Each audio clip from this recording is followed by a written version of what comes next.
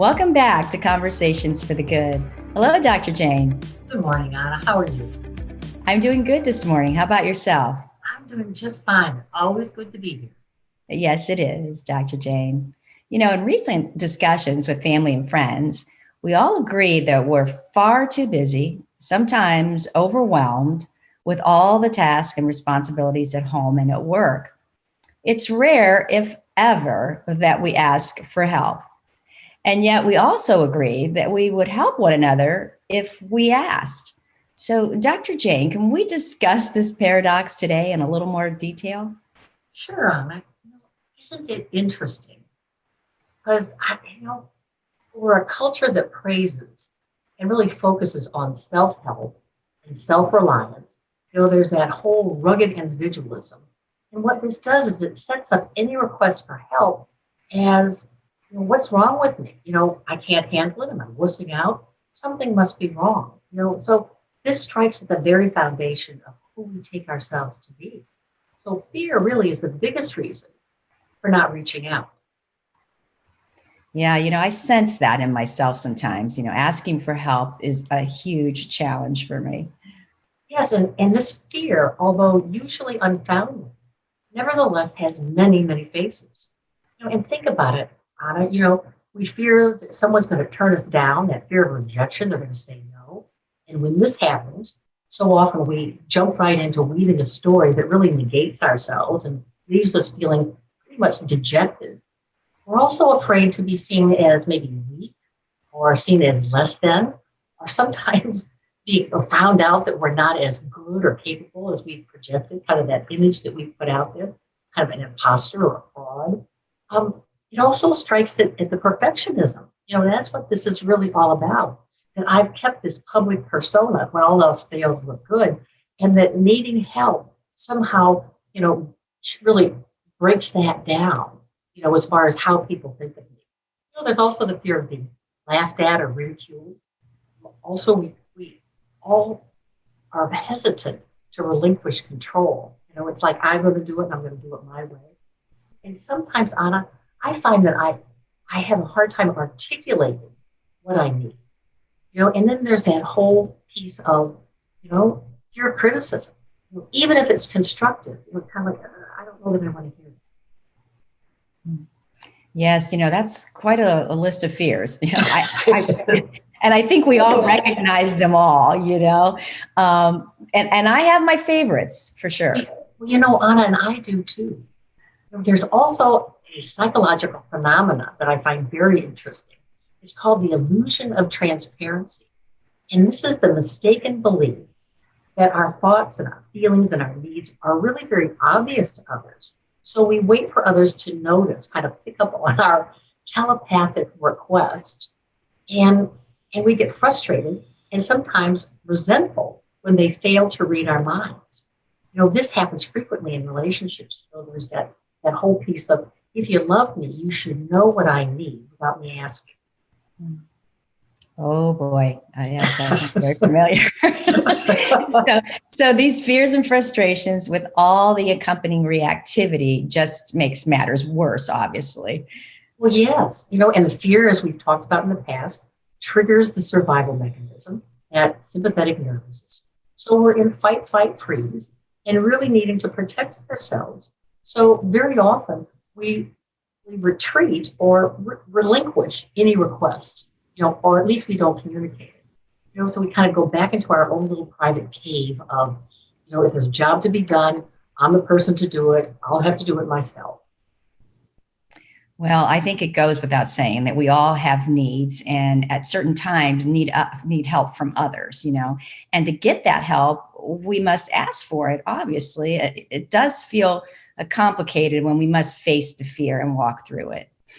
Well, you're absolutely right. But think about it, Anna. Even the most accomplished people have received help along the way. They've had mentors or advisors or advocates who've offered anything from skills, insights, maybe some expertise along the way. Yeah, well, gosh, that makes me think of the thank you list, the celebrities read off at the Academy Awards or the acknowledgments authors list in good books. Well, that's right. We're social beings. And and depend on each other really in an effort to learn and grow. And the research studies indicate that helping others actually makes us feel good. So, Dr. Jane, why is it so hard to ask for help? Well, in our highly individualistic culture, the stakes are high. And and that presents a great deal of awkwardness around this and uncertainty. So that's the primary obstacle. What we really need is to learn how to effectively ask for help and practice skillful asking and get more comfortable with it, which means we have to do it, we have to do it, frequently. It also might be helpful to understand that there are actual benefits from seeking help of others. Yeah, so we can't know it all or do it all the time. So all we have, we have moments when we need assistance, obviously, even though we're fear asking, right? Oh, yes, yes, yes. And through our fear. So let's just talk about some helpful hints for asking for assistance. It's good to keep in mind that being told no doesn't need to be awful, nor does it need to diminish us in any way. Actually, it's a sign that we need to move on to somebody who will say yes. The other piece is, that vulnerability is not a weakness. It really requires awareness, and it also requires courage, kind of that open-heartedness to know our own truth and to identify both our strengths and our limitations, and proceed accordingly. It's recognizing our vulnerability that really is a dimension of being authentic, being real, being fully human. And knowing ourselves in this kind of intimate way helps us gauge, where we can make the most impact personally, and also about, how I might ask people to fill the gaps with their particular skill sets. So we're moving away from that all or nothing thinking that really fosters that, perfectionism, and I'm going to do it myself. Really doing it alone doesn't always serve us. So you need to stop pretending. There's this quote that I've always loved, although I haven't, quite frankly, I haven't always practiced it, but it's delegate everything but your genius. Know where your strengths are. So in asking for help, we also create a sense of teamwork and collaboration. So this provides an opportunity to not only connect, but pool resources. So we have more resources, in really making these connections. We're more liable to get the job done with a different level of quality and also timeliness. So asking for help is an opportunity to learn and to grow. And in many ways, it's a gift to know that we can go for some assistance, to someone for assistance, when we need it, and really avail ourselves to the resources that they can provide. Yeah, well, you mentioned learning skillful asking for what you need. What does that look like? Well, some tips for really effective asking would include things like concise, be specific. Clear communication is so important. It's really essential when asking for help. Don't overthink it and don't over explain it. Keep it simple. Things like, what is the task? Why does it matter? And how can the person best contribute? By being specific, the other that we're asking, can really judge how much time and energy and skill the task requires. The other thing that I really suggest is don't apologize for asking. This isn't anything to be ashamed of, and you've done nothing wrong. So why apologize at the front page? It's almost apologizing for being human. And apologizing can really cast a negative light on the task.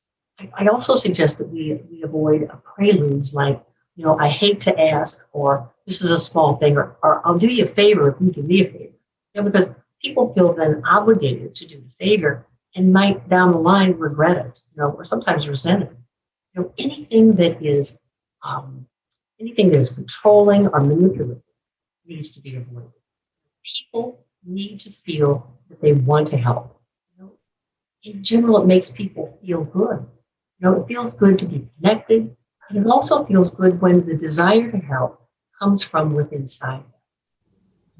Another piece is don't write off people that have not been able to give you assistance in the past, who maybe have denied that or haven't had time for it. Some of the research shows These people are the most likely to offer their help, if they're offered an opportunity, once again, to assist. It's really also about letting go of the myth that people will think less of us if we need help. Again, research tends to show that they actually like us more because if I'm willing to help you, I want to let you. It's an interesting kind of phenomenon. And make, make the request personal rather than transactional, rather than this give and take, I'll do this for you and you can do this for me, or I'll offer you money. Keep it very personal. And another personal approach is ask an individual or make that request on a face-to-face basis, rather than a text or an email. Something about that connection that research shows face-to-face requests are something like 34 times more successful because it's that personal connection. Yeah, so we do have Zoom, Skype, and FaceTime. All of those, yes. Yes. So it's really keeping the request personal because we want that connection. We're not going to emphasize any kind of reciprocity, even though we think it might sweeten the deal, because people, all of us, really don't like to feel indebted. And we're more likely to help. I'm more likely to help, think about it, in general, if someone shows a real genuine appreciation for the help rather than assigning some monetary value or, kind of I'll do you a favor whenever. And the other piece that I find so interesting is that you need to avoid asking for help in a large group of people because there's this phenomena that's referred to as diffused responsibility. And what happens is the more people there are who can help, when one person is needed, the less likely someone's going to step forward, offer that help. I kind of think that everybody else is going to do it. Surely somebody else is going to. The other piece that I find so important in asking for help is to follow up with the results, if at all possible. To share with the individual who gave us the assistance, share the tangible results, along with our gratitude, so that they know that they really helped us and they can feel that they were effective and that their efforts really matter in the long run. Well, you said earlier that there are benefits to asking for help. Can There you are share? Can you share a few of those with us? Sure. Believe it or not, there's more to gain than the mere assistance that we're requesting. We gain the ability in the asking to move forward, to really get unstuck.